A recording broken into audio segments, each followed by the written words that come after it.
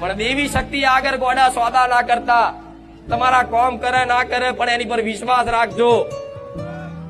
સોદા કરે ગોડા એ શું કહેવાય? સ્વાર્થનો સોદો કહેવાય.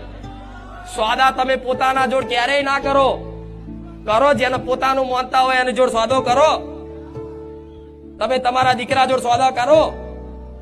તમે તમારી મમ્મી જોડે કદાચ પૈસાની લેવા દેવા હોય તો કે માં તું મને 5000 હાલ, હું તને હાડી લઈ આલી, જેવું તમે તમારી માન કહો. જેમ કે માની ફરજ છે, દીકરો કદાચ માગે અને જરૂર હોય તો માં કદાચ નહીં હોય ને તો તમારા માટે ચોક કદાચ કોમ કરી આવીને વાહણ કહી આવીને એ દીકરા લાલ છે.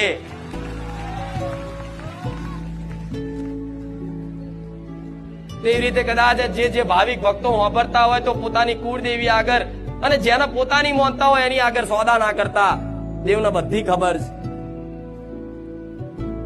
એને બધી જ ખબર છે, એક એક વસ્તુની ખબર છે.